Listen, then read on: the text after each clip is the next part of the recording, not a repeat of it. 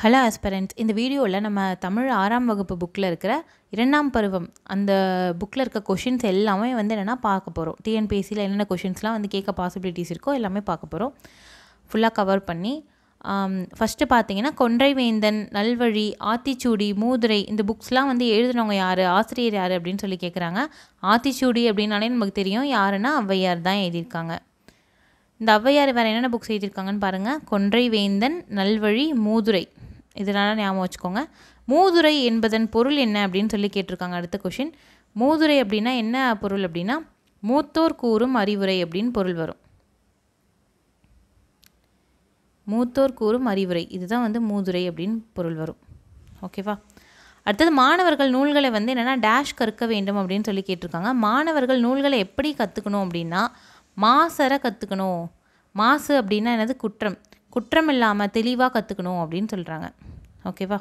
Next question பார்க்கலாம். மக்கள் கவிஞர் என்று அழைக்கப்படுபவர் யார் அப்படின்னு சொல்லி கேட்குறாங்க. மக்கள் கவிஞர் நம்ம யாரை சொல்கிறோம் அப்படின்னா பட்டுக்கோட்டை கல்யாண சுந்தரனாரை சொல்கிறோம். ஏன் அவரை சொல்கிறோம் அப்படின்னு பார்த்தீங்கன்னா, அவர் வந்து மக்களுக்காக நிறையா பாட்டு வந்து எழுதியிருக்கார். திரை இசை பாடல்கள் நிறைய எழுதியிருக்காரு. சின்ன வயசுலேயே இவர் இறந்துட்டார்.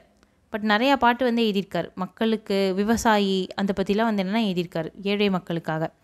ஆனால் மக்கள் கவிஞர் அப்படின்னு போற்றப்படுவார். இதுவே மக்கள் திலகம் யார் அப்படின்னு பார்த்தீங்கன்னா எம்ஜிஆர், எம்ஜி ராமச்சந்திரன், நம்மளுடைய முன்னாள் முதலமைச்சர் வந்து அவர் தான். ஓகேவா?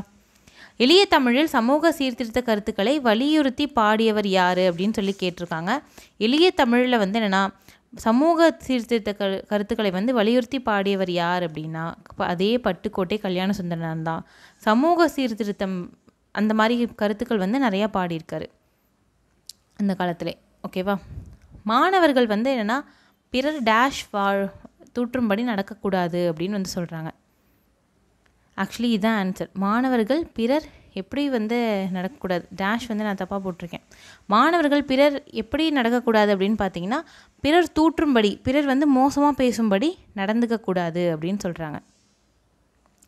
ஓகேவா? நெக்ஸ்ட் கொஷின் பார்த்தீங்கன்னா, நாம் யார் சொல்படி நடக்கணும், நாம் டேஷ் சொல்படி நடக்கணும் அப்படின்னா நம்ம யார் சொல்படி நடந்துக்கணும் அப்படின்னா மூத்தோர், நம்மளை விட வயசானவங்களோட சொல் கேட்டு நம்ம நடந்துக்கணும் அப்படின்னு சொல்கிறாங்க. ஓகேவா? நெக்ஸ்ட் கொஷின் பார்க்கலாம். 8வது கொஷின் பாருங்கள். என்ன கேட்டு சொல்லியிருக்காங்கன்னா 1 மைல் தூரத்தில், 3 மைல் தூரத்தில், 5 மைல் தூரத்தில் அப்படின்னு சொல்கிறாங்க. இது என்ன அப்படின்னு பார்த்தீங்கன்னா காமராஜர் லெசனில் இருக்கும். 1 மைல் தூரத்தில் என்ன இருக்கணும் அப்படின்னு பார்த்தீங்கன்னா ஆரம்ப பள்ளி இருக்கணும். ஆரம்ப பள்ளினா என்னது? பிரைமரி ஸ்கூல், 5வது வரைக்கும் இருக்கும்ல, அந்த பள்ளி வந்து இருக்கணும். 3 மைல் தூரத்தில் என்ன இருக்கணுமா? நடுநிலை பள்ளி இருக்கணும். நடுநிலை பள்ளினா என்னது? எலிமெண்ட்ரி ஸ்கூல் அப்படின்னு சொல்லுவாங்கள்ல, 8th ஸ்டாண்டர்ட் வரையும் இருக்கிற ஸ்கூல். 5 மைல் தூரத்தில் என்ன இருக்கணும் அப்படின்னா உயர்நிலை பள்ளி இருக்கணும் அப்படின்னு வந்து அந்த காலத்தில் வந்து என்னென்னா வச்சுருந்தாங்க. அப்போ தான் என்ன பண்ண முடியும், ஏன்னா சின்ன பசங்களாம் என்ன 1 மைல் மேலே அவங்களால நடக்க முடியாது. ஆனால் என்னென்னா 1 மைல் தூரத்தில் ஆரம்ப பள்ளி இருக்கணும். 3 மைல் தூரம்னா கொஞ்சம் பெரிய பசங்களாக இருப்பாங்க, அவங்க நடந்து போய் படிப்பாங்க. அதனால் 3 மைல் தூரத்தில் நடுநிலை பள்ளி வச்சாங்க. 5 மைல் தூரத்தில் உயர்நிலை பள்ளி வந்து வச்சுருந்தாங்க. ஓகேவா? கல்வி கண் திறந்தவர் என காமராஜரை மனதார பாராட்டியவர் யார் அப்படின்னு கேட்டிங்கன்னா தந்தை பெரியார். கல்வி கண் திறந்தவர் யாருன்னு நம்மளுக்கு தெரியும். அவர் அப்படி பாராட்டினது யார் அப்படின்னு பார்த்தீங்கன்னா தந்தை பெரியார் அவர்கள் தான். அடுத்தது இலவச கட்டாய கல்வி சட்டத்தை தமிழ்நாட்டில் நிறைவேற்றியவர் யார் அப்படின்னு பார்த்தீங்கன்னா காமராஜர். இலவசமாக எல்லாரும் என்னென்னா கல்வி கற்றுக்கணும், கட்டாயமாக கல்வி கற்றுக்கணும் அப்படின்னு ஒரு சட்டத்தை நிறைவேற்றினவர் யாருன்னா காமராஜர் நிறைவேற்றியிருக்காரு. நெக்ஸ்ட் கொஷின் பார்க்கலாம். அடுத்தது பள்ளிகளில் மதிய உணவு திட்டம் கொண்டு வந்தவர் யார் அப்படின்னு பார்த்தீங்கன்னா காமராஜர். காமராஜர் தான் ஃபஸ்ட்டு கொண்டு வந்தார். சத்துணவாக மாற்றினது யார் அப்படின்னு பார்த்தீங்கன்னா அதுதான் எம்ஜிஆர். சத்துணவாக மாற்றினது எம்ஜிஆர். இப்போ காலை உணவு கொண்டு வந்திருக்காங்க. இந்த ரீசெண்டாக இந்த கவர்மெண்ட் நியூஸில் பார்த்தீங்கன்னா காலை உணவும் வந்து பிரேக்ஃபாஸ்ட் ஸ்கீமும் வந்து கொண்டு வந்திருக்காங்க. சீருடை திட்டத்தை அறிமுகம் செய்தவர் யார் அப்படின்னு பார்த்தீங்கன்னா அதுவும் காமராஜர். ஏன் சீருடை திட்டம் கொண்டு வந்தாங்க அப்படின்னு பார்த்தீங்கன்னா ஸ்கூல் பசங்கள்லாம் ஒருத்தங்க ஹையாக போட்டு வருவாங்க ட்ரெஸ்ஸு, ஒருத்தவங்க வந்து கம்மியான ட்ரெஸ் போட்டு வருவாங்க, ஏழைங்களாக இருப்பாங்க.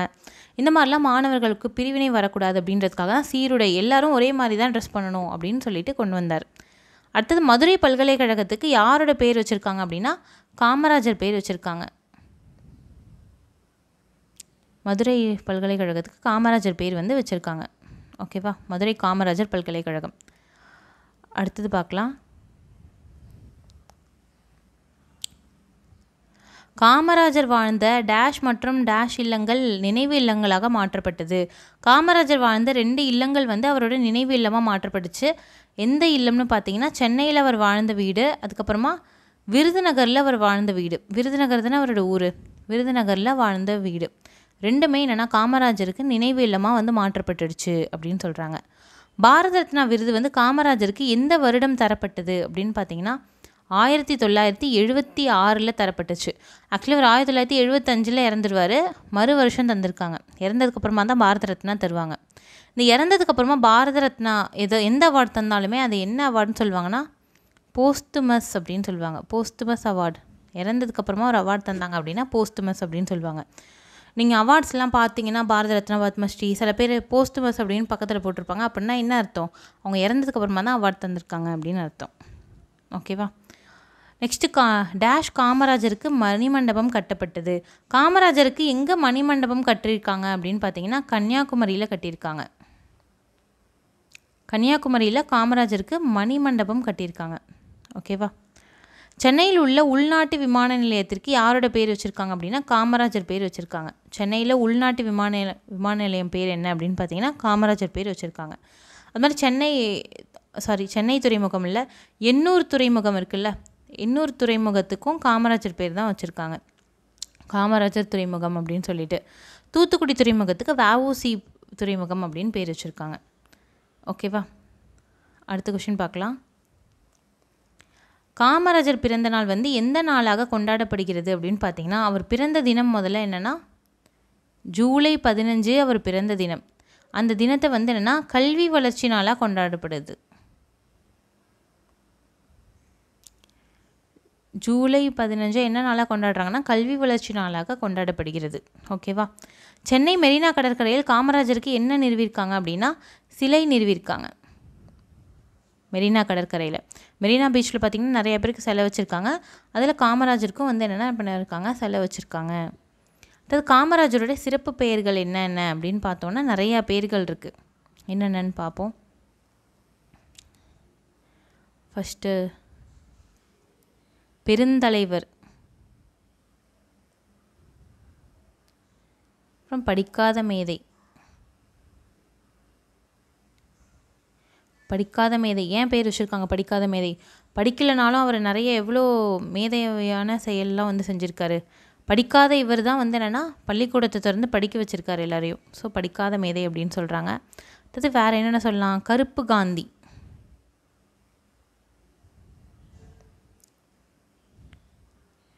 அப்புறம் தலைவர்களை உருவாக்குபவர். இவர் தான் வந்து என்னென்னா லால் பகதூர் சாஸ்திரி அப்புறம் இந்திரா காந்தியெல்லாம் வந்து என்னென்னா பிரதமராக்குனது. அடுத்தது இன்னொன்று என்ன சொல்லலாம்னா ஏழை பங்காளர். காமராஜருக்கு நிறைய பேர் இருக்குது. ஓகேவா. இதெல்லாம் வந்து காமராஜரோட சிறப்பு பெயர். பெருந்தலைவர், படிக்காத மேதை, கர்ம வீரர், கருப்பு காந்தி, தலைவர்களை உருவாக்குபவர், ஏழை பங்காளர், இது மாதிரி வந்து நிறையா பேர் இருக்குது. ஓகேவா. நெக்ஸ்ட் கொஷின் பார்க்கலாம்.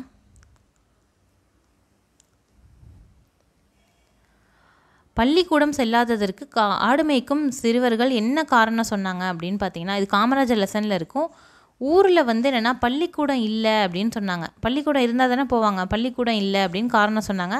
உடனே காமராஜர் என்ன சொல்கிறாரு, இது மாதிரி வந்து 1 மைல் தூரத்தில், அப்போ தான் வந்து சொல்வார், 1 மைல் தூரத்தில் ஆரம்ப பள்ளி, 3 மைல் தூரத்தில் நடுநிலை பள்ளி, 5 மைல் தூரத்தில் உயர்நிலை பள்ளி வேணும் அப்படின்னு சொல்லியிருப்பார்.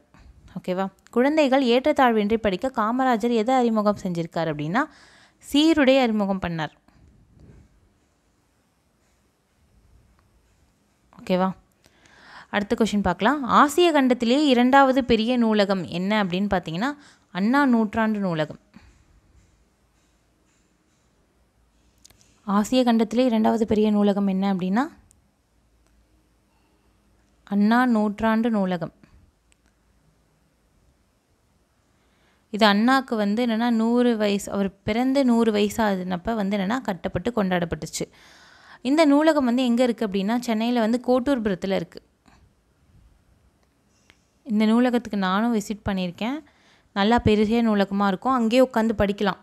இந்த போட்டித் தேர்வுக்கு படிக்கிறவங்களாம் வந்து உட்காந்து படிக்கிறதுக்கும் நல்லா வசதியாக இருக்கும். கீழ் ஃப்ளோர் ஃபுல்லாகவே என்னென்னா உட்காந்து படிக்கலாம் கிரவுண்ட் ஃப்ளோரில். ஆசிய கண்டத்திலே மிகப்பெரிய நூலகம் என்ன அப்படின்னு சொல்லி கேட்குறாங்க. ஆசிய கண்டத்திலே மிகப்பெரிய நூலகம் எங்கே இருக்குன்னா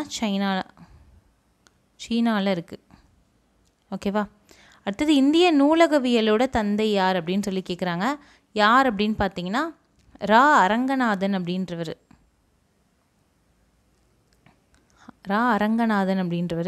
லைப்ரரிஸில் சில லைப்ரரிலாம் பார்த்தீங்கன்னா அவரோட ஃபோட்டோ கூட வச்சுருப்பாங்க. ரா அரங்கநாதன் அப்படின்றவர் இந்திய நூலகவியலின் தந்தை அப்படின்னு சொல்கிறாங்க. Father of Indian library science.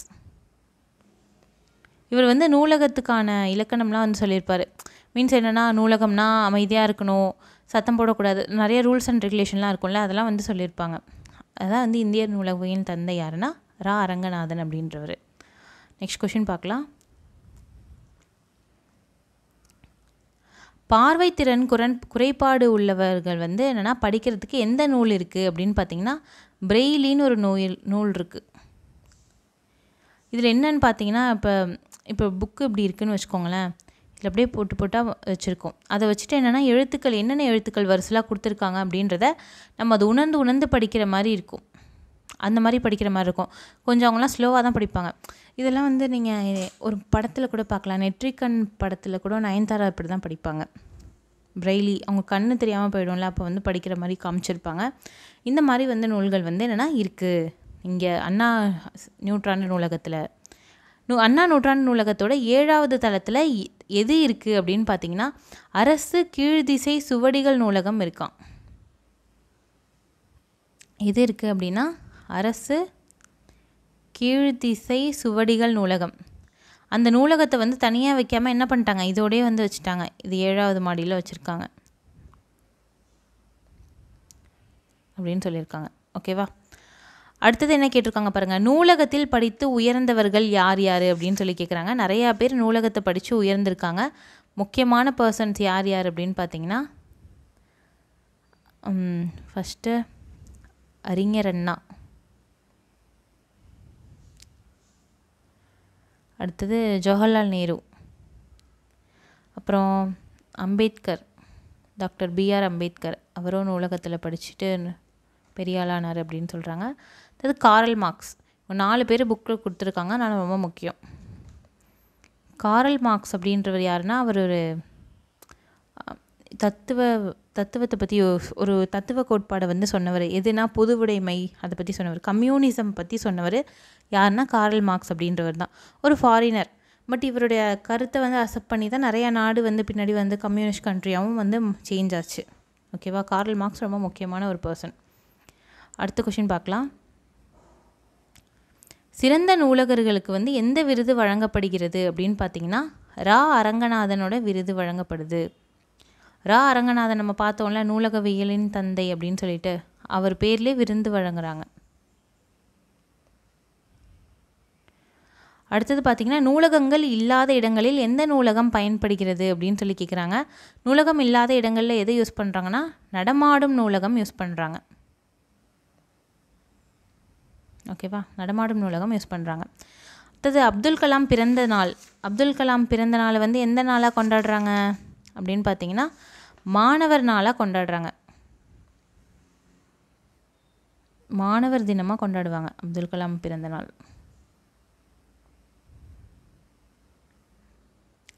அடுத்தது டாக்டர் எஸ் ராதாகிருஷ்ணனோட பிறந்த நாள். அவரோட பிறந்த நாளை என்ன நாளாக கொண்டாடுறாங்க அப்படின்னா ஆசிரியர் தினமாக கொண்டாடுறாங்க.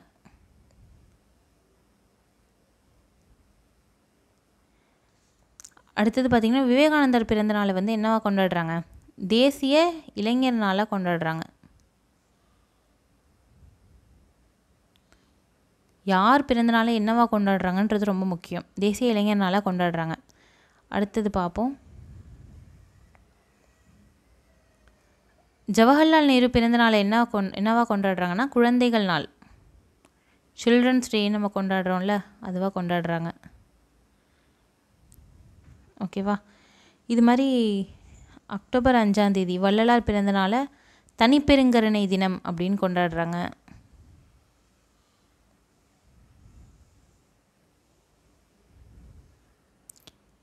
தனிப்பெருங்கருணை தினம் கொண்டாடுறாங்க. பெரியார் பிறந்த நாளை வந்து சமூக நீதி தினம்னு கொண்டாடுறாங்க. அம்பேத்கர் பிறந்த நாளை சமத்துவ தினம்னு கொண்டாடுறாங்க. இதெல்லாம் ரீசெண்டாக சொல்லியிருக்குது கவர்மெண்ட்லேருந்து. இது மாதிரி முக்கியமான தலைவர்களோட பர்த்டேவெல்லாம் என்னவா கொண்டாடுறாங்க அப்படின்றது நம்மளுக்கு முக்கியம். ஓகேவா? நெக்ஸ்ட் கொஷின் பார்க்கலாம். பிறர் நமக்கு செய்யும் தீங்கை பொறுத்து கொள்வது என்னவாகும் அப்படின்னு கேட்டிருக்காங்க. என்னவாகும் அப்படின்னு பார்த்தீங்கன்னா பொறை அப்படின்னு சொல்லுவாங்க. பிறர் நமக்கு செய்யும் தீங்கினை பொறுத்து கொள்வது, பொறைனா என்னது? பொறுமைன்னு அர்த்தம். பொறுத்து கொண்டா அது பேர் என்ன? பொறுமை தானே. அதான் வந்து சொல்லியிருக்காங்க. இங்கே ஒரு கொஷின் நான் விட்டுட்டேன். பிறரிடம் நான் என்ன பேசணும் அப்படின்னு கேட்டிருக்காங்க. பிறரிடம் நான் டேஷ் பேசுவேன் அப்படின்னா இன்சொல் பேசுவேன். மற்றவங்க என்ன சொன்னாலும் பரவாயில்ல, நம்ம என்ன பண்ணணும்? எப்போதுமே அவங்கள்ட்ட இனிமையான சொல் தான் வந்து பேசணும் அப்படின்னு சொல்கிறாங்க. இது புக்கில் ஆசாரக்கோவையில் இருக்குது. இது வந்து என்னென்னா, இந்த கொஷின்ஸ்லாம் நீங்கள் புக்கை ஒரு தடவை ரீட் பண்ணி பார்த்துட்டு ரிவைஸ்க்கு வந்து படித்து பாருங்கள்.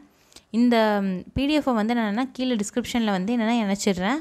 ஆன்சர்ஸ் இல்லாமல் நீங்கள் வந்து என்னென்னா எக்ஸாமுக்கு முன்னாடி வந்து என்னென்னா இதை ஜஸ்ட் என்னென்னா கோத்ரூ பண்ணிட்டு போனீங்கன்னா உங்களுக்கு ஈஸியாக இருக்கும். அதாவது ஆசாரக்கோவையோன்னு ஆசிரியர் வந்து யார் அப்படின்னு கேட்குறாங்க. யார் அப்படின்னு பார்த்தீங்கன்னா பெருவாயின் முள்ளியார் அப்படின்றவர். பெருவாயின் முள்ளியார். ஆசாரக்கோவையோட ஆசிரியர் யார் அப்படின்னா பெருவாயின் முள்ளியார் அப்படின்றவர் தான். பெருவாயின் முள்ளியார் இவர் பிறந்த ஊர் என்ன ஊர் அப்படின்னு சொல்லி கேட்குறாங்க. இவர் பிறந்த ஊர் என்ன அப்படின்னு பார்த்தீங்கன்னா கயத்தூர் அப்படின்ற ஊர். ஓகேவா? நெக்ஸ்ட் கொஷின் பார்க்கலாம். அடுத்தது ஆசாரக்கோவையோட பொருள் என்ன அப்படின்னு சொல்லி கேட்குறாங்க. ஆசாரக்கோவைக்கு என்ன பொருள் அப்படின்னு பார்த்தீங்கன்னா நல்ல ஒழுக்கங்களின் தொகுப்பு அப்படின்னு பொருள்.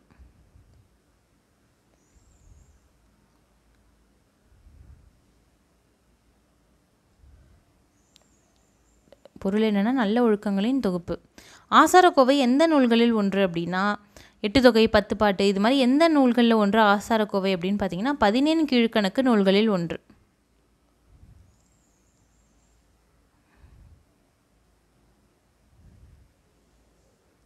14 கீழ்கணக்கு நூல்களில் ஒன்று தான் ஆசாரக்கோவை.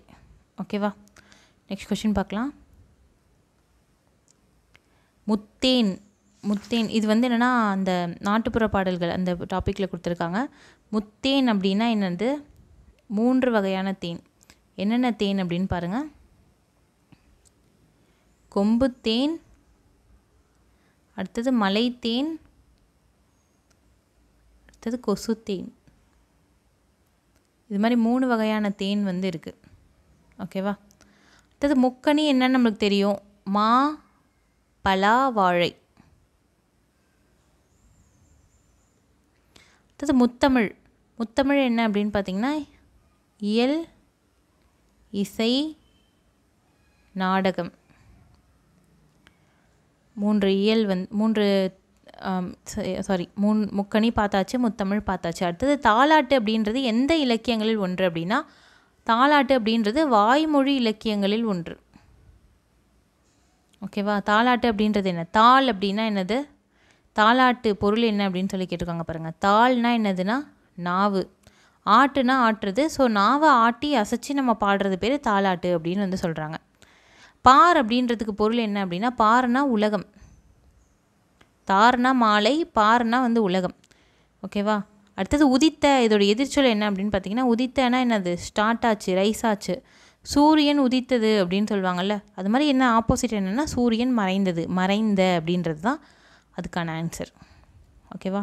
நெக்ஸ்ட் கொஷின் பார்க்கலாம். தமிழர் திருநாள் என்று போற்றப்படுவது எது அப்படின்னு சொல்லி கேட்குறாங்க. தமிழர் திருநாள்னு எதை நம்ம சொல்கிறோம் அப்படின்னு பார்த்தீங்கன்னா பொங்கல் விழா. பொங்கலை என்ன சொல்கிறோம்? நம்ம தமிழர் திருநாள் அப்படின்னு சொல்லி கொண்டாடுறோம்.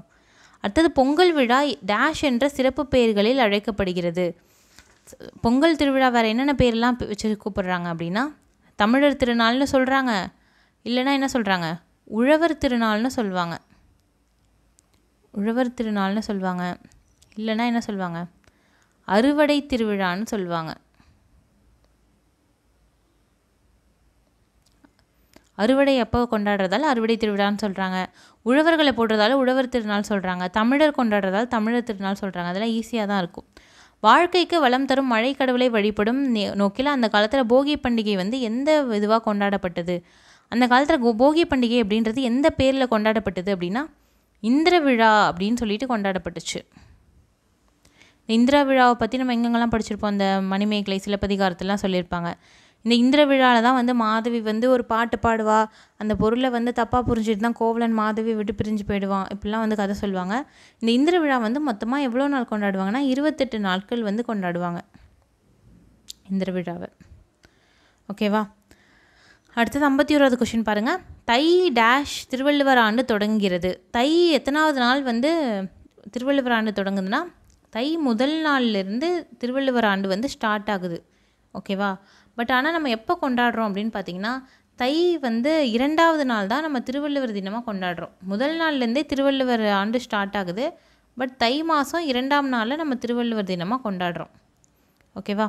அடுத்தது பழையன கழிதலும் புதியன புகுதலும் சொல்லியிருக்காங்க. பழையன என்னன்னா நீங்கி போயிடணும், நம்மளை விட்டு புதுசு வரணும், பழசு போய் புதுசு வரணும் அப்படின்னு சொல்லியிருக்காங்க. இது எந்த நூல், எந்த புக்கு அப்படின்னு சொல்லி கேட்குறாங்க. இது என்ன நூல்னா நன்னூல். நன்னூலில் சொல்லியிருக்காங்க. போகிக்கு டெஃபினேஷனாக சொல்லியிருக்காங்க. போகி என்ன, போக்கி அப்படின்னு அர்த்தம். போக்கினா என்ன பண்ணணுமா, பழசெல்லாம் நம்ம போக்கிட்டு புதுசாக இருக்கணும் அப்படின்றதுக்காக தான் பழையன கழிதலும் புதியன புகுதலும் அப்படின்னு சொல்லியிருக்காங்க. அடுத்தது வீட்டில் உள்ள பயனற்ற பொருள்களை நீக்கி வீட்டை தூய்மை செய்யும் நாளை என்ன சொல்கிறாங்க அப்படின்னா போகி பண்டிகை. போகி பண்டிகை நம்ம வீட்டில் என்ன பண்ணுவோம், இருக்கிற பழைய ஜாமான் எல்லாத்தையும் வெளில தூக்கி போட்டு எல்லார் வீட்லேயும் கொளுத்திட்டு இருப்பாங்க. நான் பழையசெல்லாம் தூக்கி போடுறது. அடுத்தது பார்த்திங்கன்னா மார்கழி இறுதி நாள் கொண்டாடும் பண்டிகை. இப்படி கேட்டால் நிறைய பேர் கன்ஃபியூஷன் ஆகும். மார்கழி இறுதி நாள் கொண்டாடுறது என்னென்னா போகி பண்டிகை தான். ஓகே, நெக்ஸ்ட்டு என்ன பொருள் பாருங்கள். மாடு அப்படின்றதுக்கு என்ன பொருள் அப்படின்னா, மாடுனா என்ன, அது பசு மாடு, அது மட்டும் தான் எல்லாருக்கும் தெரியும்.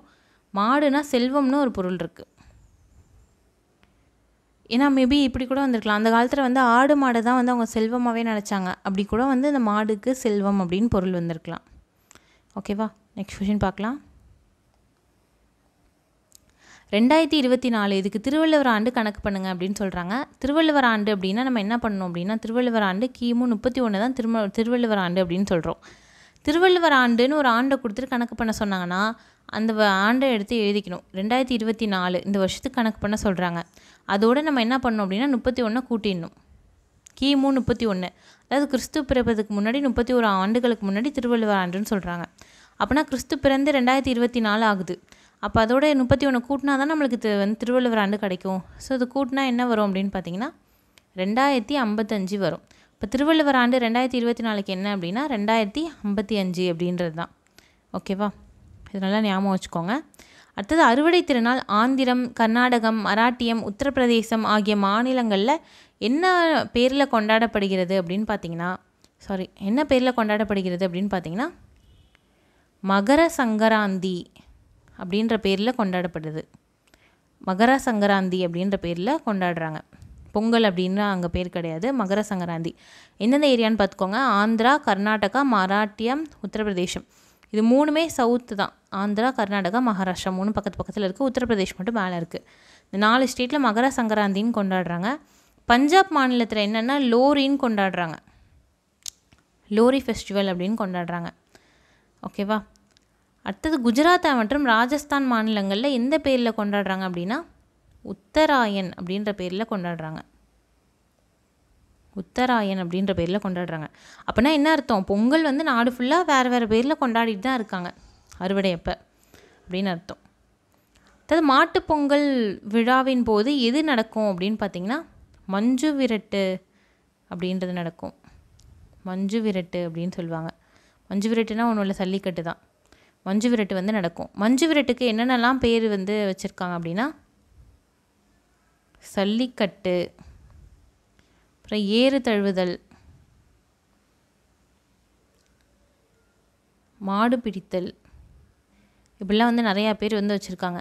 ஏன் இதுக்கு சல்லிக்கட்டு அப்படின்னு பேர் வந்துச்சுன்னா அந்த காலத்தில் என்ன தெரியுமா பண்ணுவாங்களாம், மாட்டோட கொம்பு இப்படி இருக்குது அப்படின்னா மாட்டோட கொம்பில் வந்து என்னென்னா பணத்தை வந்து கட்டி விட்டுருவாங்களாம். அந்த மாதிரி பண முடிப்பை அந்த சல்லி, அந்த காசை தான் வந்து சல்லி அப்படின்னு சொல்லுவாங்களாம்.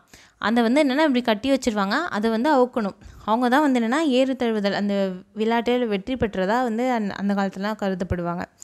இந்த காலத்துலாம் அப்படி இல்லை. இந்த காலத்தில் என்ன பண்ணணும், மாடை வந்து அடக்கணும், அப்புறமா வந்து கிஃப்ட் தருவாங்க. அந்த மாதிரி இருந்துச்சு அந்த காலத்தில். அதான் சல்லிக்கட்டு அப்படின்னு அதுக்கு பேர் வந்துச்சு. அடுத்த கொஷின் பாருங்கள். கதிர் முற்றுன அந்த வயலில் கிராப்ஸ்லாம் வந்து வளர்ந்து போய் முத்துனதுக்கப்புறமா என்ன பண்ணுவாங்க அப்படின்னா அறுவடை பண்ணுவாங்க, ஹார்வெஸ்ட் பண்ணுவாங்கல்ல, அதான் வந்து சொல்கிறாங்க அறுவடை செய்வாங்க அப்படின்னு சொல்லிட்டு. ஓகே, நெக்ஸ்ட் கொஷின் பாருங்கள். விழா காலங்களில் வீட்டின் வாயிலில் வந்து மாவிலையால் என்ன கட்டுவாங்க அப்படின்னு பார்த்தீங்கன்னா தோரணம் கட்டுவாங்க. நம்ம வீட்லேயும் கட்டுவாங்கல்ல, இது மாதிரி மா இலை தோரணம் கட்டுவாங்க, அப்புறம் தென்னை ஓலை அதெல்லாம் வச்சுலாம் தோரணம் கட்டுவாங்க, அதான் வந்து சொல்கிறாங்க. அடுத்தது பார்த்திங்கன்னா மகாபலிபுரம் லெசன். நரசிம்மவர்ம பல்லவரோட சிறப்பு பெயர் என்ன அப்படின்னு பார்த்தீங்கன்னா மாமல்லர். அவருக்கு ஏன் பேர் வந்துச்சு அப்படின்னு பார்த்தீங்கன்னா மல்யுத்த போட்டியில் அவர் வந்து பயங்கரமான வீரராக இருந்தார் மல்யுத்த போட்டியில். அதனால் மல்லர், மல்யுத்தம் பண்ணுறவங்கள மல்லர்னு சொல்லுவாங்க. மாமல்லர்னு அதனால் சொல்கிறாங்க. மாமல்லர்னால் என்ன? மா அப்படின்னா பெரியன்னு அர்த்தம். மல்லர்கள்லேயே பெரியவர் அவர் தான். மீன்ஸ் என்னென்னா அவர் யாருமே ஜெயிக்க முடியாது அப்படின்ற பொருளில் மாமல்லர் அப்படின்னு அவருக்கு பேர் வந்திருக்கு. மற்போரில் சிறந்தவர் யார்? மாமல்லர். மாமல்லபுரத்தில் உள்ள 5 ரதங்களை என்னென்னு அழைக்கிறாங்க அப்படின்னா பஞ்சபாண்டவர் ரதம் அப்படின்னு அழைக்கிறாங்க. பஞ்சபாண்டவர் ரதம். இங்கே வந்து 5 ரத கோயில் இருக்கும். நீங்கள் போய் விசிட் பண்ணியிருந்தீங்கன்னா தெரியும். மகாபலிபுரம் முடிஞ்சால் விசிட் பண்ணி பாருங்கள், ஒரு நல்ல பிளேஸ். அந்த 5 ரதத்தில் பார்த்தீங்கன்னா ஃபஸ்ட்டு யார் யாருக்கு இருக்கும் அப்படின்னா தர்மருக்கு ஒன்று, அதாவது யுதிஷ்டருக்கு ஒன்று, அடுத்தது பீமன், அடுத்தது அர்ஜுனன், நகுலன் சகாதேவன் 2 பேருக்கும் ஒரே ரதம் தான். இன்னொன்று வந்து என்னென்னா திரௌபதிக்கு. மாதிரி 5 ரதம் வந்து இருக்கும், பஞ்சபாண்டவர் ரதம் அப்படின்னு வந்து சொல்கிறாங்க. அதாவது மாமல்லர் வந்து என்னென்னா அவர் வந்து எத்தனாவது நூற்றாண்டை சேர்ந்தவர் அப்படின்னு சொல்லி கேட்குறாங்க. அவர் எத்தனாவது நூற்றாண்டை சேர்ந்தவர் அப்படின்னா 7ஆவது நூற்றாண்டை சேர்ந்தவர் மாமல்லர். ராஜராஜ சோழர்களுக்கெலாம் முன்னாடி ஆண்டவர் மாமல்லர்லாம், ரொம்ப முன்னாடி. ஃபஸ்ட்டு யாருன்னா பல்லவர்கள் ஆட்சி பண்ணிகிட்ருப்பாங்க. அதுக்கப்புறமா என்னென்னா சோழர்கள் பெருசாக வந்து எமர்ஜ் ஆகி அவங்க நிறையா ஆண்டுட்ருப்பாங்க. அப்புறமா அவங்களையும் தள்ளி விட்டு யார் பாண்டியர்கள் தான் லாஸ்ட்டாக ஆட்சி பண்ணிகிட்ருப்பாங்க. ஆனால் பாண்டியர்கள் ஆட்சி பண்ணிட்டு இருக்கும்போது அலாவுதீன் கில்ஜி அந்த மாதிரி பிரச்சனை வரும். அப்புறமா சுல்தானியம் வரும், மதுரை சுல்தானியம். இது இப்படியே வந்து நம்ம நாட்டோட போக்கே மாறி அடுத்தது பிரிட்டிஷ் கையில் போயிடும் தமிழ்நாடு. ஓகேவா, நெக்ஸ்ட் கொஷின் பார்க்கலாம். மாமல்லபுரத்தின் இன்னொரு பேர், இப்போ என்ன அந்த பேரில் அது குறிப்பிடப்படுது அப்படின்னா மகாபலிபுரம் அப்படின்னு சொல்கிறாங்க. சிற்பக்கலை வடிவமைப்புகள் வந்து என்னென்னா எத்தனை வகைப்படும் அப்படின்னு கேட்குறாங்க. சிற்பக்கலை வடிவமைப்புகள் வந்து என்னென்னா 4 வகைப்படுமா மொத்தம். இது புக்கில் கொடுத்துருக்க இன்ஃபர்மேஷன் தான், அதனால் முக்கியம்.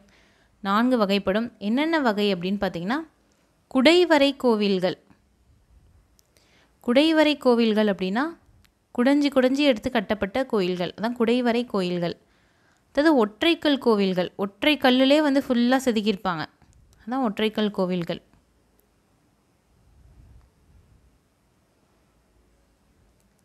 அடுத்தது கட்டுமான கோவில்கள். கட்டுமான கோவில்கள்னால் என்னது? நிறையா கல் வச்சு செய்யலாம், அந்த மாதிரி கட்டி இருக்க கோவில், கல் எடுத்துகிட்டு வந்து வச்சு கட்டின கோவில், அதான் கட்டுமான கோவில்கள். 4வதாக பார்த்திங்கன்னா புடைப்பு சிற்பங்கள். புடைப்பு சிற்பங்கள் அப்படின்னா எப்படி இருக்கும்னு பார்த்திங்கன்னா ஒரு செவுறு மாதிரி இருக்கும், கல்லாலே வச்ச செவுறு இருக்கும் அப்படின்னு வச்சுக்கோங்களேன். இந்த மாதிரி செவுறு மாதிரி இருக்கும். அது மேலே வந்து என்ன பண்ணுவாங்க, அந்த செவுத்தில் அப்படியே கல் தானே அப்படியே செதுக்கியிருப்பாங்க சிற்பத்தை. அதான் வந்து என்னென்னா புடைப்பு சிற்பங்கள் அப்படின்னு சொல்கிறாங்க. புடைப்பு சிற்பம் வந்து என்னென்னா தனியாக ஷேப்பாக தெரிகிற மாதிரி இருக்காது. இப்போ சிலைக்கு பின்னாடி போய் பார்த்தீங்கன்னா சிலையோட ஷேப் தெரியாது, முன்னாடி மட்டும்தான் புடைப்பாக தெரியும். அதான் வந்து புடைப்பு சிற்பம்னு சொல்கிறாங்க.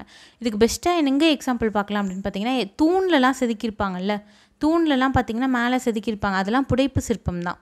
ஓகேவா. இப்போ கருவறையில் இருக்க சாமிலாம் வந்து தனி சிற்பம், தனியாக வடிச்சிருப்பாங்க, அந்த மாதிரி கிடையாது. புடைப்பு சிற்பம்னா செவுத்துலேயே அப்படியே செதுக்கியிருப்பாங்க, அதான் புடைப்பு சிற்பம் அப்படின்னு சொல்கிறாங்க. ஓகேவா, நெக்ஸ்ட் கொஷின் பார்க்கலாம். அர்ஜுனன் தபசு எந்த சிற்பங்களில் ஒன்று அப்படின்னா புடைப்பு சிற்பங்களில் ஒன்று. ஓகேவா. அடுத்தது பார்த்தீங்கன்னா விருந்தினரின் முகம் எப்பொழுது வந்து வாடும் அப்படின்னு சொல்லி கேட்குறாங்க. இது வந்து திருக்குறள் கொஷின். விருந்தினர் முகம் எப்போ வாடும் அப்படின்னா நம்முடைய முகம் மாறுச்சு அப்படின்னா விருந்தினர் முகமும் மாறிடும், வாடி போயிடுமா. ஏன்னா நம்ம அவங்க விருந்தினராக அவங்க வந்திருக்கும்போது நம்ம ஃபேஸ் மாறிடுச்சு, இவங்க ஏன்டா இவங்க வந்து உட்காந்துருக்காங்கன்ற மாதிரி நினச்சிட்டோன்னா அவங்க முகம் வந்து என்னென்னா மாறி போயிடும் அப்படின்னு சொல்கிறாங்க. நிலையான செல்வம் என்ன அப்படின்னு பார்த்தீங்கன்னா ஊக்கம்தான். ஊக்கம்னா என்னது? நம்மளுடைய கான்ஃபிடென்ஸ், செல்ஃப் கான்ஃபிடென்ஸ். இதுதான் வந்து உலகத்தில் நிலையான செல்வம் அப்படின்னு வந்து திருவள்ளுவர் வந்து சொல்லியிருக்காரு. அடுத்தது பார்த்திங்கன்னா போர்க்களத்தில் வெளிப்படும் குணம் என்ன குணம் அப்படின்னு பாருங்கள். போர்க்களத்தில் என்ன குணம் வெளிப்படும்? சந்தோஷமா, மகிழ்ச்சியா அப்படின்னு பார்த்தீங்கன்னா வீரம் தான் வெளிப்படும். போர்க்களத்தில் என்ன வெளிப்படணும்? வீரம் தான் வெளிப்படணும். ஓகேவா? அடுத்தது முடியரசனின் இயற்பெயர் என்ன அப்படின்னு கேட்டிருக்காங்க. இவரோட இயற்பெயர் என்ன அப்படின்னு பார்த்தீங்கன்னா துரைராசு. துரைராசுன்றது இவரோட இயற்பெயர். துரைமாணிக்கம் அப்படின்றது யாரோட இயற்பெயர் அப்படின்னு சொல்லிட்டு நீங்கள் கமெண்ட்டில் சொல்லுங்கள். துரைமாணிக்கம் யாருடைய இயற்பெயர் அப்படின்னு சொல்லுங்கள். துரைராசு துரைமாணிக்கம் ரெண்டும் கன்ஃபியூஸ் பண்ணிக்காதீங்க. துரைராசு வந்து முடியரசனோட இயற்பெயர். ஓகேவா? நெக்ஸ்ட் கொஷின் பார்க்கலாம். முடியரசன் எழுதிய நூல்கள், அவர் எழுதின புக்ஸ் என்னென்ன அப்படின்னு பார்த்தீங்கன்னா பூங்கொடி. புக்கில் வந்து என்னென்ன புக்ஸ்லாம் கொடுத்துருக்காங்களோ அதை வந்து நீங்கள் கண்டிப்பாக படிச்சுட்டு போகணும் எக்ஸாமுக்கு. ஆனால் பூங்கொடி, காவியப்பாவை, அடுத்தது என்ன அப்படின்னா வீரகாவியம்.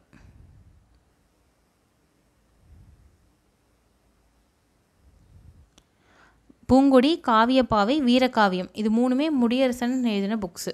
அடுத்தது முடியரசனின் சிறப்பு பெயர் என்ன அப்படின்னு பார்த்தீங்கன்னா திராவிட நாட்டின் வானம்பாடி அப்படின்னு அவர் சொல்லியிருக்காங்க. வானம்பாடினா என்ன? பாட்டு பாடுற பறவை.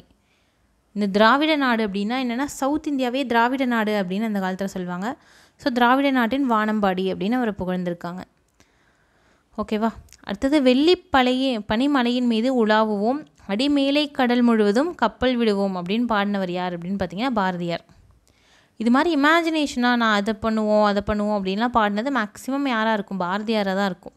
அவர் நிறைய இமேஜினேஷன் வச்சுருந்தார். ஆனால் பாவம் விடுதலை வாங்குறதுக்குள்ளே வந்து அவர் 1921 இறந்துடுவார். நிறைய இமேஜினேஷனாக அந்த மாதிரி பாடியிருப்பார். ஓகேவா? அது மாதிரி வந்து பாடியிருக்கார்.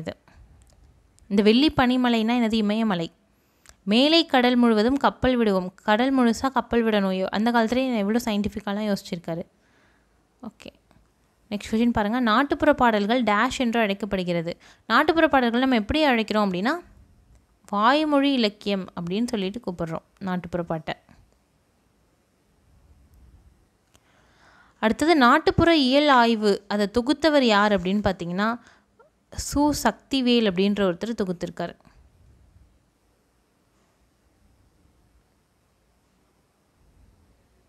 ஓகேவா? சக்திவேல் அப்படின்றவர் தொகுத்திருக்காரு. அடுத்தது இந்த பொறுத்துக்க பாருங்கள். விடிவெள்ளி, எது வந்து விடிவெள்ளி அப்படின்னு சொல்கிறாங்க? விளக்கு தான் வந்து என்னது? விடிவெள்ளி. மணல் என்னது அப்படின்னு பார்த்தீங்கன்னா பஞ்சுமெத்தை. புயல் எப்படி இருக்கான் அப்படின்னா புயல் வந்து ஊஞ்சல். புயல் என்ன பண்ணும்? நம்மளை அசைக்கும், ஆட்டி பார்க்கும். அதனால ஊஞ்சலும் நம்மளை ஆட வைக்கும். பனிமூட்டம் என்னது? போர்வை. பனிமூட்டம் என்ன இப்படி தானே இருக்கும்? மேலே வானம் எப்படி இருக்குன்னா நம்மளுக்கு இப்படி தான் பனிமூட்டம் தெரியும். ஸோ என்னென்னா அது போர்வை போத்துன மாதிரி இருக்கான். மணல்னால் என்ன இருக்கும்? தரையில் தான் இருக்கும். ஸோ பஞ்சுமெத்தையாக நம்மளுக்கு இருக்குது அப்படின்னு சொல்கிறாங்க. விடிவெள்ளினா என்னது? பிரைட்டாக இருக்கும். ஸோ விளக்கு அப்படின்னு சொல்கிறாங்க. இந்த மாதிரி ஞாபகம் வச்சுருந்தாலே நம்ம ஈஸியாக மேட்ச் பண்ணிடலாம். அடுத்த கொஷின் பாருங்கள். நம்மிடம் கூடுதலாக உள்ள பொருள்களை கொடுத்து தேவையானதை பெற்றுக்கொள்வது, அது என்ன பேர் அப்படின்னா அதுக்கு பண்டமாற்று வணிகம் அப்படின்னு அதுக்கு பேர். பண்டமாற்று வணிகம் அப்படின்னா இங்கிலீஷில் பார்ட்டர் சிஸ்டம் அப்படின்னு சொல்லுவாங்க. இது என்ன அந்த காலத்தில் பண்ணாங்க அப்படின்னு பார்த்தீங்கன்னா அந்த காலத்தில் காயின்ஸ் காசுலாம் முதல்ல கிடையாது. ஃபஸ்ட்டு என்ன பண்ணுவாங்கன்னா இங்கே ஒருத்தர் இருக்கார், 2 பேர் இருக்காங்க அப்படின்னா இவர் வந்து ஒன்று வச்சுருப்பார், கொஞ்சம் திங்ஸ் வச்சுருப்பார். இவர் வந்து கொஞ்சம் திங்ஸ் வச்சுருப்பார். 2 பேரும் என்ன பண்ணுவாங்க?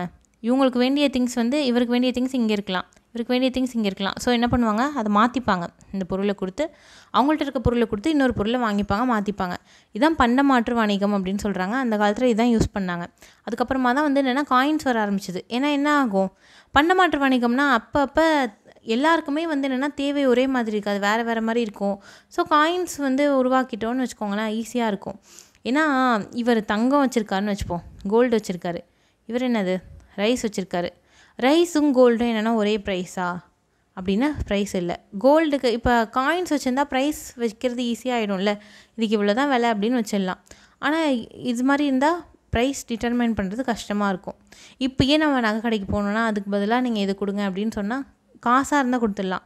இதுவே வந்து எங்கள் வேறு ஏதாவது பொருள் கொடுங்க அப்படின்னு சொன்னால் நம்மளுக்கு கஷ்டம் தானே. அதனால் வந்து கஷ்டமாக இருந்துச்சு. ஸோ லேட்டராக வந்து என்ன பண்ணாங்க? காயின்ஸ் அப்படியே மாற்றினாங்க.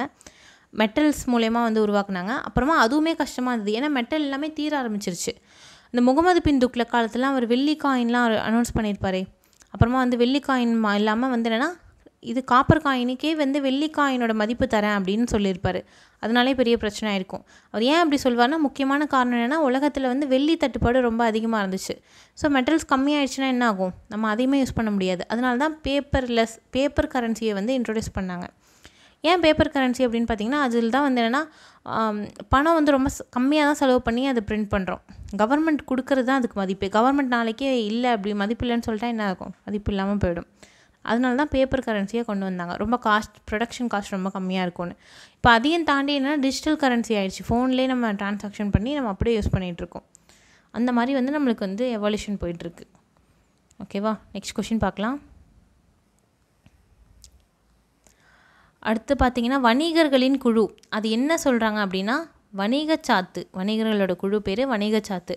அந்த காலத்தில் வந்து குரூப்பாக தான் ட்ராவல் பண்ணுவாங்க. ஏன்னா கொள்ளைக்காரங்க பயம் இருக்கும். அதனால் வந்து பயந்துட்டு என்ன பண்ணுவாங்க, குரூப்பாக தான் வந்து என்னென்னா ட்ராவல் பண்ணி வணிகம் பண்ண போவாங்க. ஏன்னா வைர வியாபாரிகள்லாம் என்ன பண்ணுவாங்க, கையில் நிறையா பொருள் எடுத்துகிட்டு போவாங்க. அதனால் வழிப்பறி பண்ணிடுவாங்கல்ல. அதனால் வந்து குரூப்பாக தான் போவாங்க. வணிகத்தை வந்து 2 வகையாக பிரிக்கலாம். என்னென்னு பார்த்தீங்கன்னா தனிநபர் வணிகம், நிறுவன வணிகம்னு 2ஆக பிரிக்கலாம். தனிநபர் வணிகம்னா தனியாக ஒருத்தர் இப்போ ரோட்டில் ஒருத்தர் கடை போட்டு வியாபாரம் பண்ணுறாருன்னா தனிநபர் வணிகம். நிறுவன வணிகம்னா ஒரு பெரிய கடை வச்சுருக்காங்க, அங்கே வந்து வியாபாரம் பண்ணுறாங்க அப்படின்னா நிறுவன வணிகம். இது மாதிரி 2ஆக பிரிக்கலாம். இன்னொரு வகையிலையும் 2ஆக பிரிக்கலாம். ஒன்று வந்து என்னென்னா நிலவழி வாணிகம், இன்னொன்று நீர்வழி வாணிகம். நிலவழி வாணிகம் அப்படின்னா நிலத்திலே போய் என்னென்னா விற்கிறது. நீர்வழி வாணிகம் என்னென்னா நீரில் போய் விற்கிறது. அது எப்படி தண்ணியில் போய் விற்பாங்கன்னா, இங்கேருந்து கப்பலில் அமுச்சு விட்றோம்ல நம்ம, ஏற்றுமதி இறக்குமதி அப்படி தானே விற்றுட்ருக்காங்க. ஆனால் நீர்வழி நிலவழி அப்படின்னு 2ஆக பிரிக்கலாம். அடுத்து பார்த்திங்கன்னா துறைமுக நகரங்கள் டேஷ் என்று அழைக்கப்படுகின்றன. துறைமுகத்தில் இருக்க நகரங்கள்லாம் என்னென்ன பேரில் வச்சு சொல்கிறாங்கன்னா பட்டினம் இல்லை பாக்கம்.